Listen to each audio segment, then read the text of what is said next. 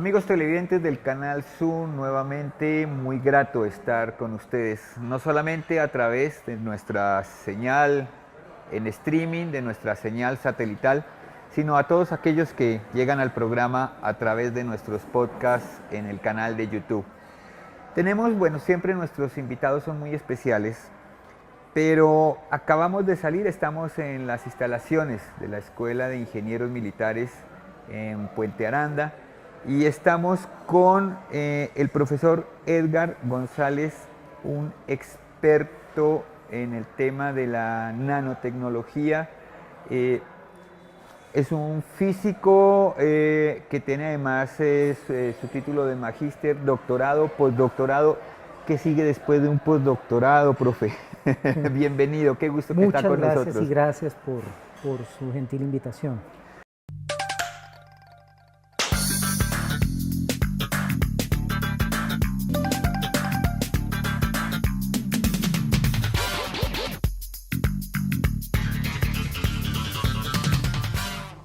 El profe Edgar González es un colombiano de talla internacional, escultor de nanopartículas, como lo llamó la periodista Andrea Linares en un artículo del diario El Tiempo, por su capacidad de trabajar en un laboratorio partículas de una millonésima de tamaño y convertirlas en figuras geométricas que se transforman en materiales para la industria. El profe Edgar González fue uno de los ponentes del 6º Congreso de Ingeniería Civil, Nanotecnologías y Desarrollo Sostenible, organizado por un grupo de universidades entre las que participó Uniminuto, evento que se llevó a cabo en la Escuela de Ingenieros Militares. La conferencia titulada Nanomateriales y Uso Industrial puso de relieve los importantes avances que han generado la nanociencia y la nanotecnología, pero también reveló los problemas que pueden traer si la industria no trabaja con un compromiso ético. El profesor Edgar González es físico de la Universidad Nacional de Colombia, con un doctorado de la Universidad Autónoma de Barcelona y cuenta con un postdoctorado del Instituto Catalán de Nanotecnología. Actualmente es el director del Centro de Ciencia y Tecnología Nanoescalar, coordinador general de la Red Nano Colombia y editor de la revista iberoamericana Nano, Ciencia y Tecnología. Es líder del Grupo de Nanociencia y Nanotecnología Universidad Javeriana. Bueno, vamos a hablar, precisamente estábamos en una conferencia muy interesante sobre los nanomateriales y su impacto en la construcción y en general en el uso, en el uso industrial, en el uso que está dando el hombre. Pero yo creo que empecemos por entender qué es eso de qué es la nanociencia y cómo esto revolucionó un poco, o quienes no somos muy dados al tema científico en esa esencia, hemos entendido que esto ha revolucionado totalmente y que estamos entrando en una era completamente diferente. Completamente de acuerdo. Esto de la nanociencia y la nanotecnología es un asunto de escala, Hasta ahora lo que es la ciencia disciplinar y las ingenierías abordan su materia prima con la cual se hace cualquier actividad humana, que es la materia, sí. La abordan desde la escala para la cual tecnológicamente están preparados. Generalmente la escala usual ha sido esta escala de la interfaz humana.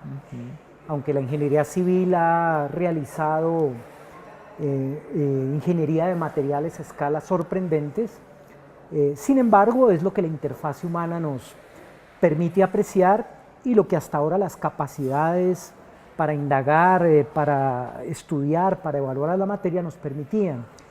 Sin embargo, se dieron ciertas circunstancias, ciertos descubrimientos, ciertos desarrollos tecnológicos que ya permitían bajar a escalas invisibles, a estas escalas que están completamente ausentes de nuestra percepción sensorial.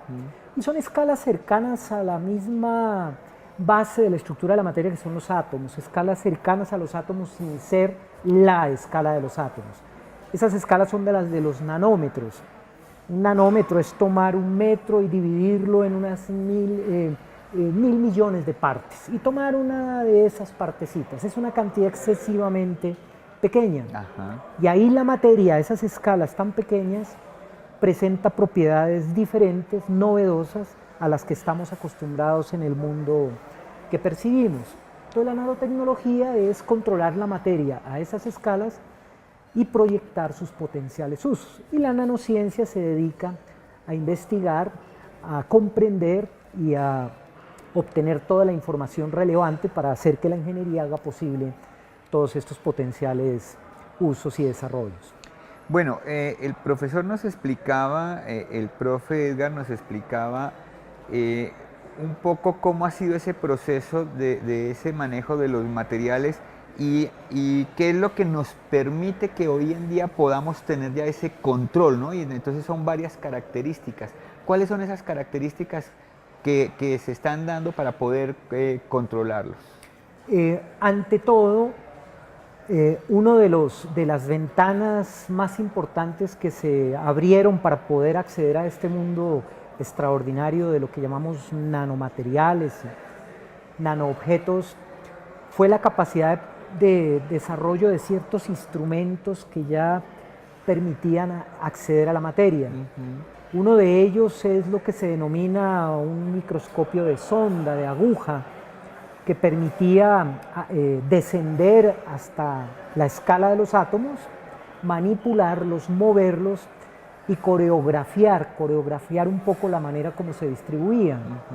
Posteriormente vienen otras herramientas que permitían observar a estos materiales de una manera muy directa, y viene poco a poco el desarrollo de ya técnicas, de protocolos que le permiten a uno fabricar estos materiales y caracterizarlos, poder averiguar cómo se comportan y por qué se comportan. Ha sido un desarrollo de pocas décadas, o sea, ha sido vertiginoso, como suele ocurrir con estos procesos.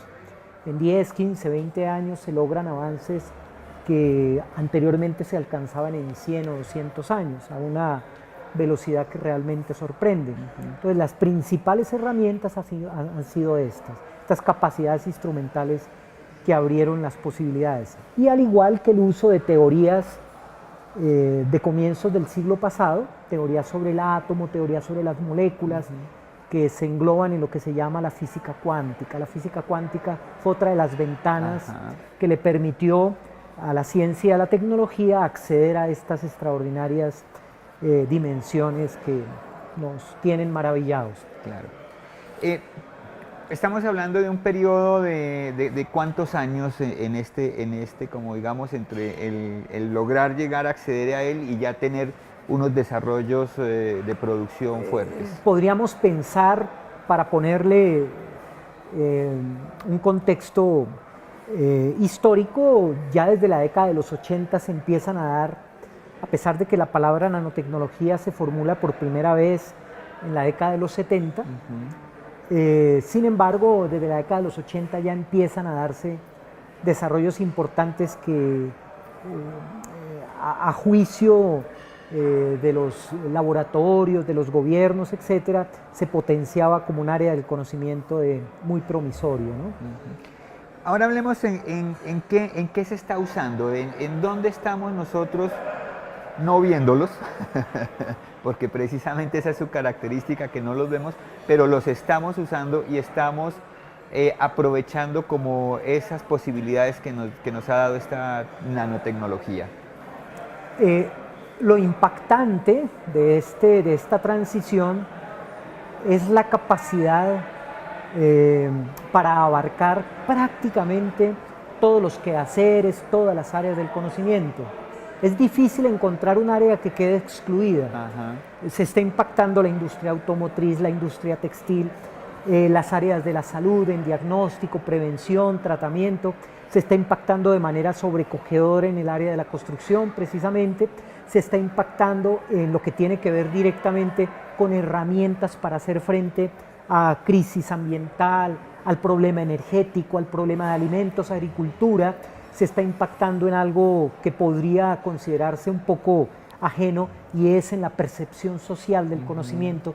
Desde la sociología, desde las áreas sociales, la nano está motivando un poco el debate frente al papel del conocimiento, sostenibilidad, factores de inclusión, de desarrollo sostenible.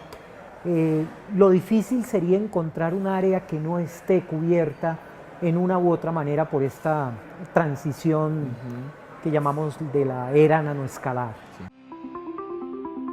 Cuando se hace uso de los nanomateriales a escalas que son completamente invisibles al ojo humano, preocupan no solo las aplicaciones y sus usos potenciales, sino sobre todo los impactos colaterales que involucran al medio ambiente y a los seres vivos. Desde el punto de vista del medio ambiente, es importante destacar que la naturaleza está confeccionada en diferentes escalas y, por supuesto, existen estructuras de la misma escala de los nanomateriales.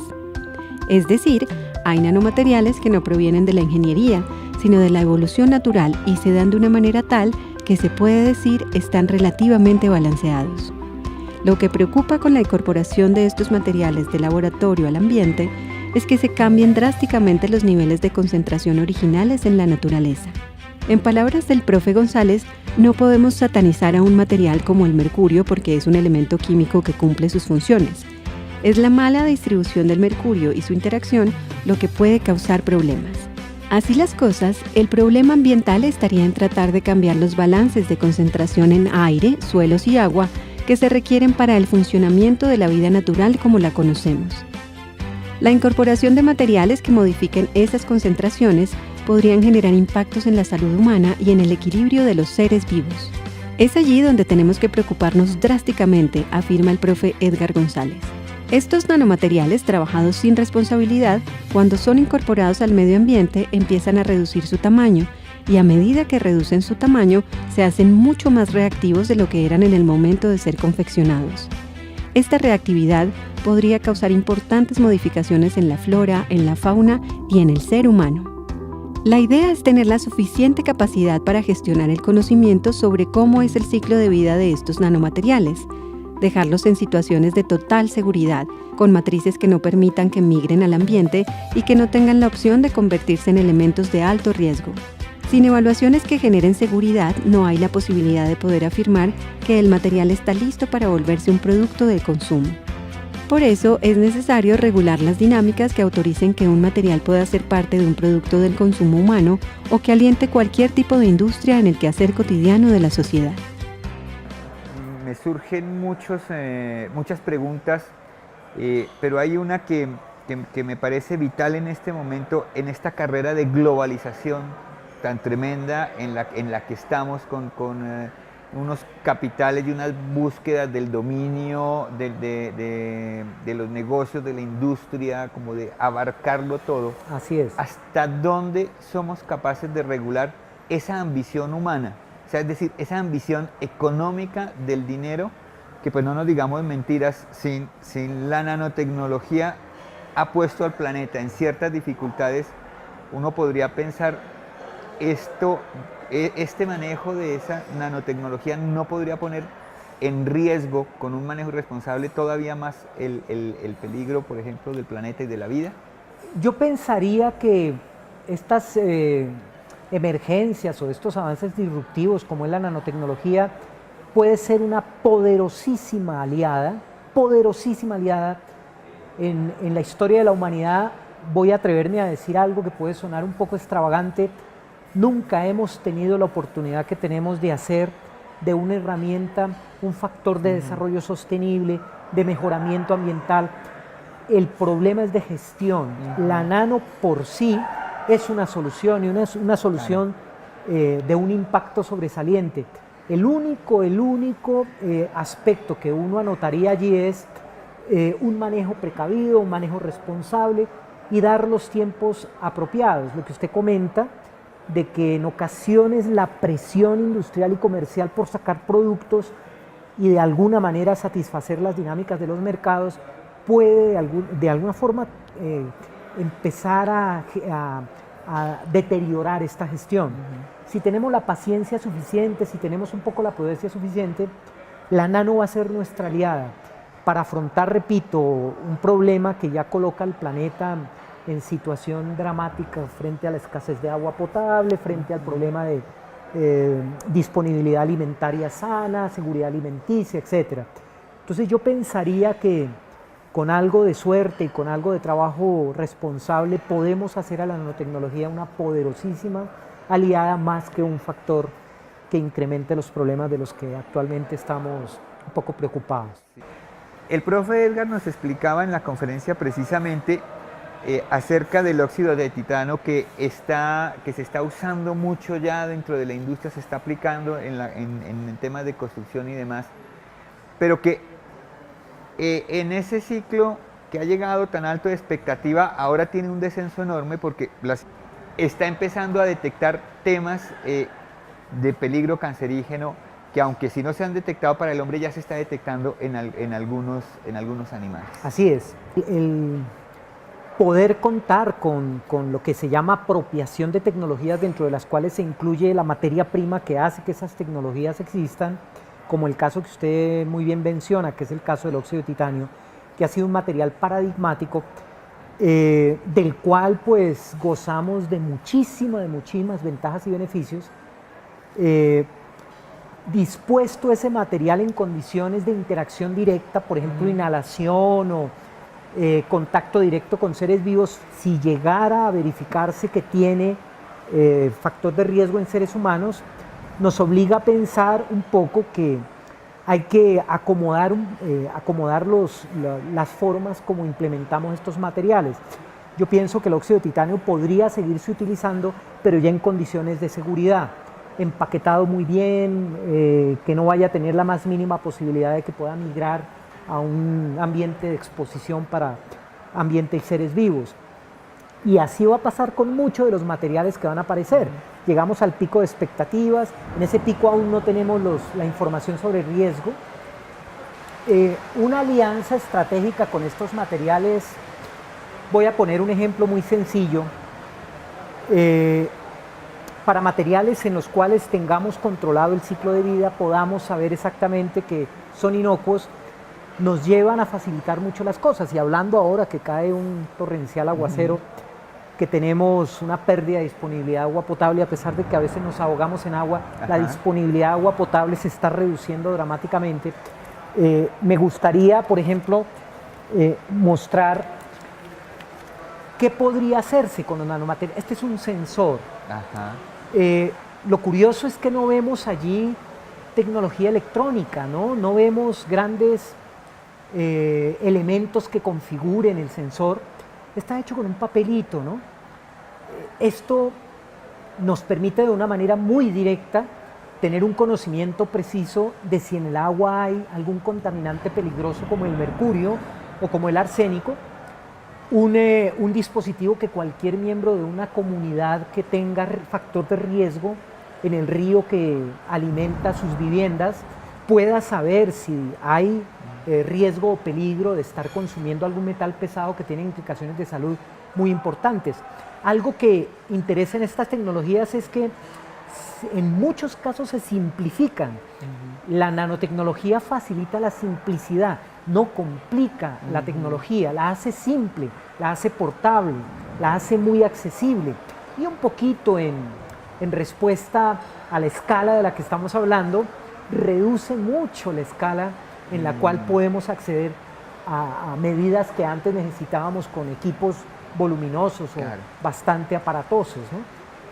Los factores de uso, los factores de utilidad fundamentalmente son formidables, pero siempre tener presente que hay una segunda cara de la moneda allí, y es uso responsable, uso pertinente, regulado, y con toda seguridad podríamos lograr que esto se nos convierta en un factor de bienestar social, con toda seguridad. Entender cuál es el nivel de responsabilidad de los laboratorios en la creación de nanomateriales para ser incorporados a la industria es fundamental para generar un nivel de confianza con respecto a su incorporación en la vida cotidiana. El profesor Edgar González nos cuenta que parte de las dificultades se deben a que en ocasiones no se cuenta con guías especiales. En ese sentido, uno de los debates actuales es el del uso de los protocolos para residuos químicos y residuos provenientes de investigaciones, laboratorios institucionales y universitarios. Estos protocolos se deben aplicar a los materiales químicos peligrosos y probablemente no sean exactamente los mismos protocolos para todos los casos. El paso necesario y urgente es elaborar estas guías para que desde el gobierno se pueda impulsar su aplicación en los diferentes laboratorios. Es fundamental que estos protocolos se desarrollen, pero no es fácil hacerlos, pues requieren conocimiento sobre el comportamiento de estos materiales en condiciones de almacenamiento.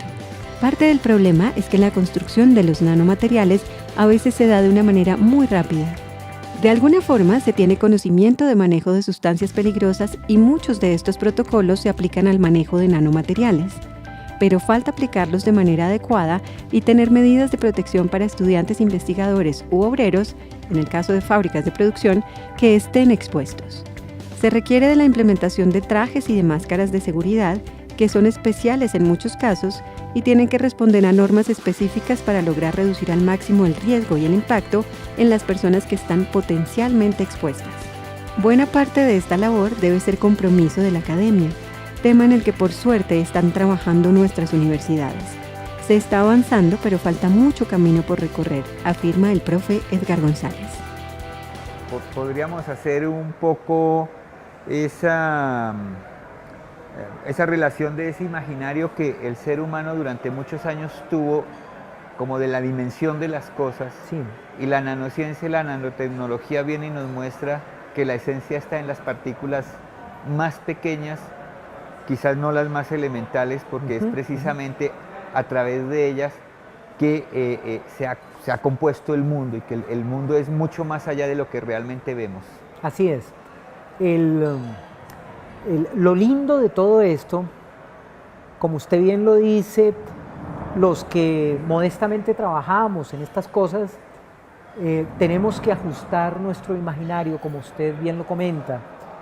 No tenemos un acceso directo a este mundo, ¿no? Es un acceso que nos dibujan los equipos, lo que nos dibuja lo que los equipos quieren que veamos, ¿no? La realidad va más allá de eso, ¿no? A estas escalas, es mucho más compleja que esto, ¿no? Los equipos colapsan esa realidad, pero en esencia, incluso viene a cuento, de acuerdo a su pregunta, que tenemos que inspirarnos un poco en la estética y en el arte para poder entrar a estas escalas. Ellas son un alimento fundamental, ¿no? Tenemos que sensibilizarnos, ¿no? Desde lo estético, ¿no? El arte ha sido fenomenal en esto. Cuando bajamos a estas escalas y las recorremos con toda esta instrumentación y miramos sus fascinantes comportamientos, etcétera, etcétera, no deja de primero producir un asombro, pero producir esa sensibilidad que se siente frente a una obra de arte, ¿no? Y este universo es fascinante y este universo causa ese impacto, ¿no? Como usted bien lo anota, es una dimensión del conocimiento que hasta ahora nos está regalando esa maravillosa esencia de lo invisible, de lo que no es percibible, que no se puede percibir de manera directa, ¿no? Entonces aquí juega un papel fundamental la ciencia, el arte, la ética, el factor ético, ser responsables y éticos, dejando un poco de lado ese afán de construir productos, de publicar porque publicamos o tenemos que publicar. Más allá de eso, un poco ético, que lo que estamos haciendo lo estamos haciendo bien, a los ritmos que conviene hacer, etcétera. Yo creo que en ese sentido esto se vuelve más un disfrute, ¿no? que trabajo académico o científico. Pues qué bonito cierre el que nos ha dado el profe Edgar González con esta mirada, con esta sensibilidad que indudablemente la capacidad del ser humano por comprender la naturaleza cada vez es más grande y ha llegado a este campo que es el de la nanociencia y la nanotecnología, que nos abre enormes posibilidades para el futuro, pero que dependen de su capacidad ética, de su compromiso con el mundo y de su mirada estética, de su mirada artística, que es lo más sensible que hay en el interior. Así es. Profe, muchas gracias por haber estado con nosotros. Muchísimas gracias a usted, fue un honor para mí. Gracias. Muchas gracias. Gracias. Y a ustedes, amigos televidentes, los invitamos a continuar con la programación del canal Zoom. Muchas gracias.